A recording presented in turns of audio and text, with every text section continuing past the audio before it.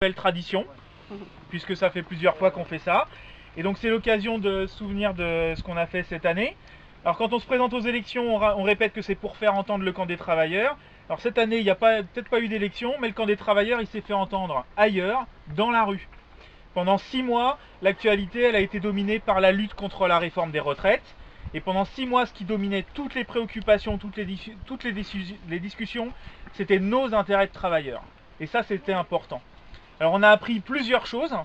La première, c'est pour ceux qui avaient besoin de le redécouvrir, c'est que le camp des travailleurs, il existe dans la réalité et qu'il est toujours capable de se mobiliser. On est descendu par millions dans la rue, et ce régulièrement pendant des semaines. Ici, on a été jusqu'à 2700 dans la rue, ce qui est énorme pour une ville de 20 000 habitants.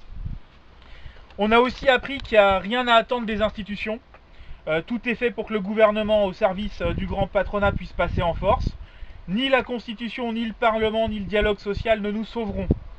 Et nous avons intérêt à ne rien attendre d'une alternance électorale quelconque. Tous ceux qui veulent nous convaincre de mettre nos espoirs dans de futures élections essayent de nous amener à nouveau dans une impasse. La seule solution viendra de lutte résolue du monde du travail et de rien d'autre. Alors cette fois, c'est incontestable, on n'a pas réussi à mettre assez de force pour l'emporter. Pourquoi? Parce que nous avons été comme un boxeur qui monte sur le ring en se battant mais en économisant ses coups. On n'a pas osé utiliser notre arme principale, la grève. La vraie, quand tout le monde s'arrête et va chercher ceux qui travaillent encore jusqu'à montrer l'évidence, la société ne tourne plus quand nous ne travaillons plus.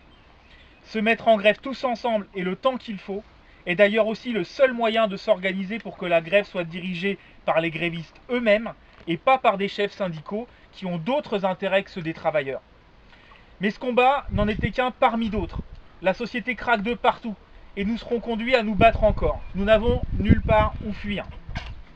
Vous avez vu ce qui s'est passé cette semaine, où encore une fois, un jeune a été abattu par la police. Nathalie Arthaud a écrit un communiqué pour Lutte ouvrière, il est disponible pour que chacun puisse le lire. Je voudrais juste en citer quelques lignes. Le gouvernement prêche la non-violence, mais c'est avec violence qu'il nous a imposé de travailler 2 ans de plus.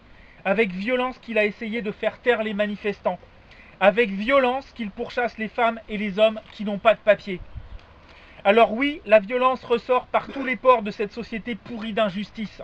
Elle naît en premier lieu de l'exploitation, des bas salaires et du mépris dans lesquels le patronat, les plus riches et les pouvoirs publics tiennent le monde ouvrier. Police et justice ne sont là que pour protéger un ordre social injuste qui nous condamne à toujours plus d'inégalités, de barbarie, de violence et même de guerre. Et ce ne sont pas quelques changements législatifs qui modifieront la situation.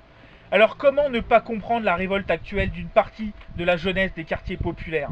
Mais cette révolte s'épuisera en vain si elle ne trouve pas d'autre façon de s'exprimer que de brûler les poubelles, les voitures des habitants ou les bâtiments publics. Car les premières victimes en seront comme toujours les plus pauvres. Pour porter autre chose que l'autodestruction, le vent de révolte doit conduire le camp des travailleurs, c'est-à-dire la classe ouvrière, constituée essentiellement par les femmes et les hommes des quartiers populaires, les jeunes et les moins jeunes, quelles que soient leurs origines, à s'engager politiquement pour changer la société. Ce qui manque aujourd'hui, c'est un parti révolutionnaire capable d'offrir une issue constructive en faisant avancer le combat contre ceux qui dirigent la société et sont les véritables incendiaires. Les travailleuses et les travailleurs ont le pouvoir de remettre en cause cet ordre social. Ils produisent tout. Ils contribuent à faire fonctionner toute la machinerie de l'administration et des services nécessaires à notre vie quotidienne. Ils connaissent les problèmes du plus grand nombre pour les vivre eux-mêmes. Ils peuvent sortir la société de ce piège infernal s'ils prennent conscience que c'est à eux de la diriger et s'arment d'une politique révolutionnaire. Voilà, ça c'est la fin du communiqué. Alors camarades et amis, profitons bien de ce moment évidemment, et puis profitons-en aussi pour discuter de comment on peut changer ce monde pourri.